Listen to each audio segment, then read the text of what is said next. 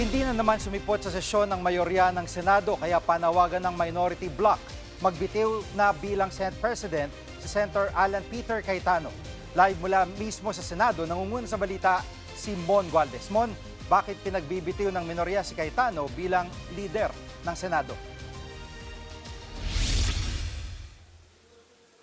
Alam mo, Jiggy, sabi ng minority senators, hindi na raw kasi kayang pamunuan pa ni Senate President Alan Peter Cayetano itong Senado dahil nga yan sa ikalawang sunod na hindi pagsipot ng mayorya sa plenaryo.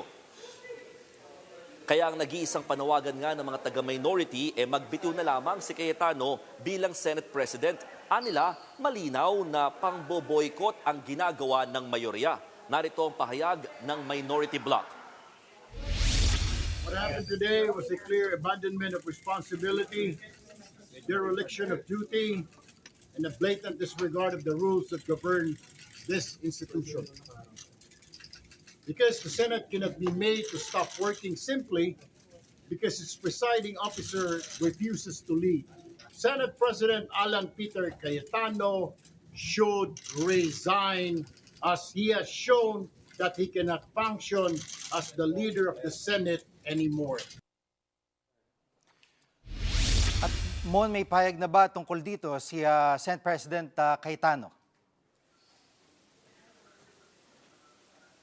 Actually, Jiggy, sinusubukan pa natin makuha ang panig ni Senate President Alan Peter Cayetano patungkol sa panawagan nga ng minorya pero wala pa siyang sagot. Pero sa kanyang Facebook Live kanina, iginiit niya na hindi na sila magpapa-11 sa 11. Ang tinutukoy niyang 11 rito, Jiggy, ay yung minority bloc. Ayon pa nga kay Cayetano, malino kasi na sinusubukan daw na pigilan ng administrasyon at ng minority senators ang pagbabago ng liderato sa Senado. Una, noong May 11 nang sinubukang arestuhin ng NBI si Senator Bato de la Rosa. Pangalawa ay yung nag-walk out naman ang minority senators noong isang linggo. Narito ang bahagi ng pahayag ni Senate President Cayetano.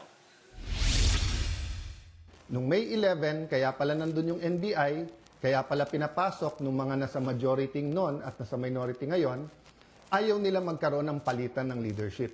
Nag-walk out sila dahil ayaw po nila na makaboto yung ilan naming mga kasama.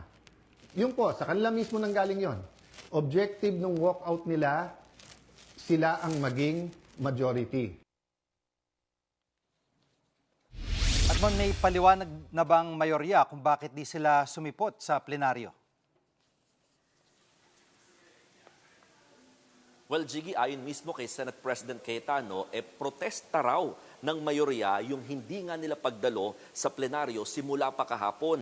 Laban daw yan sa anyay outside forces na gustong manipulahin itong Senado. Paraan din daw nila ito para nga hindi maagaw yung mga committee, partikular na ang Blue Ribbon Committee. Narito muli ang bahagi ng pahayag ni SP Cayetano. Walang quorum at walang session yesterday and today, may kasamang mga protesta yon against a puppet Senate na gusto nila. But it is also a parliamentary tool to ensure na tuloy ang Blue Ribbon hearing sa Thursday.